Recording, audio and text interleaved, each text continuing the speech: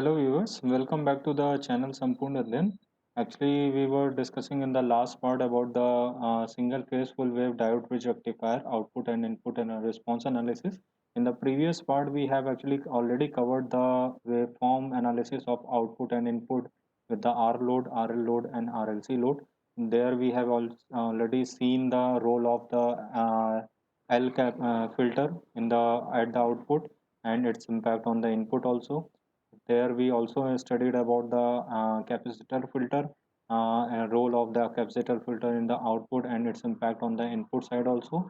Now here in this particular video, I'm going to do the simulation and the output and input response analysis for the RLE load, where you can consider this RLE load for the DC motor load because that DC motor is can be actually symbolized by this RLE load also. So please subscribe the channel and press bell icon because we are actually continuously uploading the videos related to the PSpice so that you get the notification on the latest uploads. Also, please follow our channel page and playlist. There you will find the hardware demonstration also and other PSpice projects also. So let us start with from where we actually left from the last part. This part of RLE load operation. Okay. So let me go to the our circuit diagram. Okay, so this actually we have already created for this RL C load. So there actually we observe the response is like we have already shown in this one. Here the with the RLC, this is AC input wave. This is the current delivered by the AC supply, which is a highly non-sinusoidal, which is making a lot of harmonic impact on the AC side. Now this is the green one is actually the voltage across the RL load with the capacitor filter with the less ripple. You can increase the capacitor value and you will get the again lesser ripple. And this is smaller or the thinner red one waveform is nothing the average value of this rippled output voltage. And this is nothing, this yellow waveform is nothing but the output current waveform of the your load for the load. Now we are going to connect the RLE load. So quickly go to the circuit. Here we have to actually change, we have to remove this capacitor first of all. So I'm going to remove it. Just select it and delete from here. Also we want to remove this branch and also we want to remove this lower branch and try to actually move it on the upper side because we are not able to move this particular let for a timing delete this current marker and actually we are trying to create the space for the connection of E. So here we are going to take DC voltage VDC source and we will connect it over here. Use the connect wire option. This one, connect your components properly and once the connection is done, you can again place your current marker over across uh, any element. Okay, your current marker will be always connected with the terminals. So there will be always keep it in your mind that you should not forget this to connect at the terminals of the components or the source. Otherwise, it will not connect on the branch. Okay, in between. Whenever there is a node, the current marker will be connected over there. Okay. Now we put some DC value. Let's say for a time being, because our input amplitude is 100 volt, here we can put some 25 volt DC. Okay. Also, we can arrange these things, these values of RL. So this is going to be the combination of a resistive, inductive, and battery. That is RLE load. Okay. Also, it is equivalent to the DC motor load. So now we are going to investigate what is my responses with this. So for that, with the same simulation profile, I'm not going to change the simulation profile. But in the case at any stage you want to change your simulation profile, you can use this edit simulation profile option. Okay, for to create new one, you can go with the new simulation profile. But if you already created this new simulation profile, you can edit that one at the edit simulation profile option. Now we are going to run it. Now these are the many responses are there. So I'm going to make it with the different on the different plots. First of all, we have to observe that what is my impact on the of the this DC source. Okay, so let me go to the simulation window and let me add the plot. We want to actually move our source to this window. Also we want to move our source current on this window. Okay, now we can see that it is a, rectified voltage. I think the capacitor like a inductor value is very high, so we have to little bit reduce it, then we will get the proper response, because at the very first time we are getting the response of a battery over here. After that there will be no responses, so we have to reduce our this value. Let me make it 1 millihenry first of all, and let me investigate. Yeah, now you can see that it is very proper one. Now just shift your plots on the other one, source on this one, and the source current is also on this one. Okay, you can change its color and thickness as I told you. Now this one you can make with the yellow color with the different thickness. Okay, now this is the green one is your output voltage. Now you can see with the clearly. Let me make it little bit dark for you. This blue one, I think it is not visible to you. This is the current response. Let me make it also thick one. Okay, now you can see that whenever the output current is discontinuous, at that time your battery voltage will be there.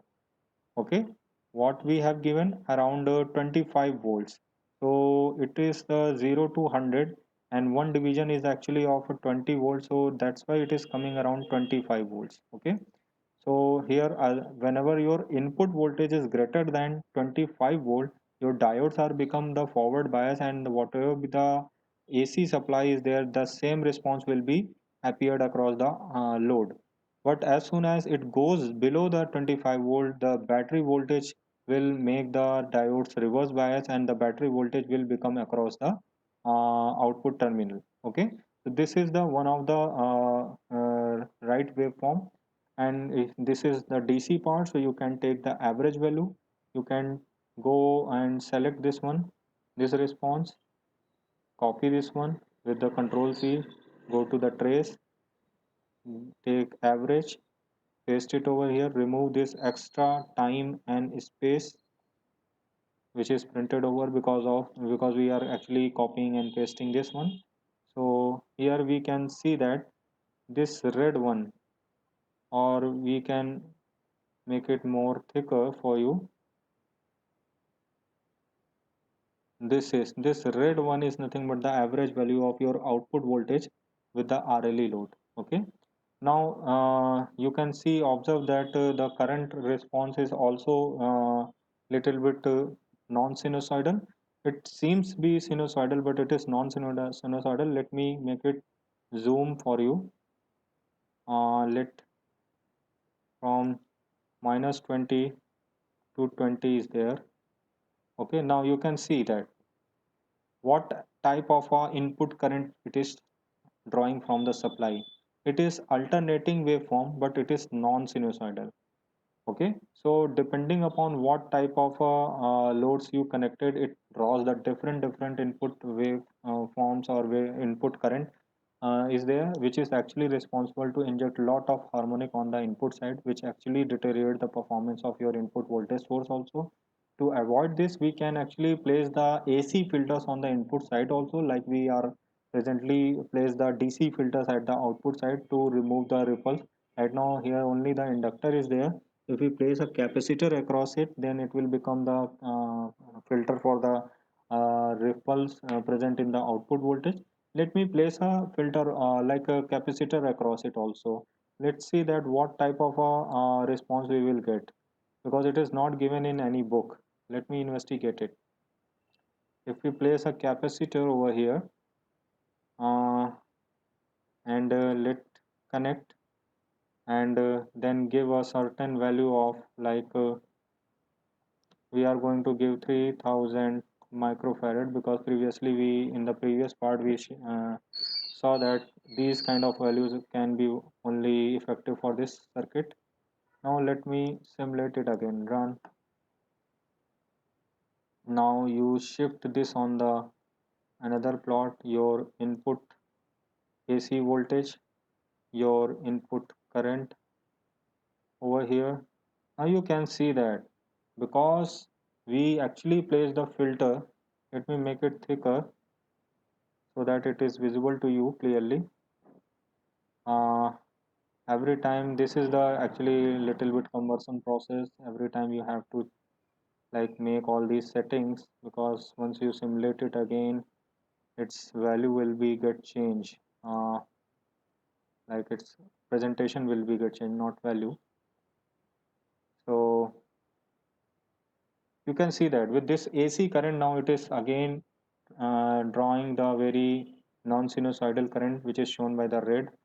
And because capacitor is placed there, lot of ripple has gone, it is very well above the 25 volt. That's because this kind of a rippled AC we are getting. Okay, so whatever be the effect of that E present is there, voltage, DC voltage present is there, it is not actually reflecting in the output voltage. Because of the capacitor, our ripple is well above the 25 volt. If we increase this one, let me investigate for the, this is 50, 60, 70.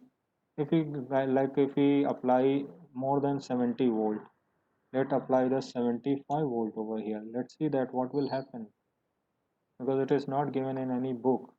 If you try to observe this, now you can see that the similar kind of responses is also there.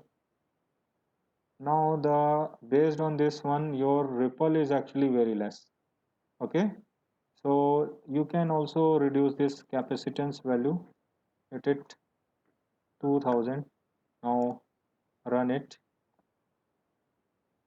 Now you can see that the battery connection is appearing over here. It is a very different response. You can investigate by yourself also.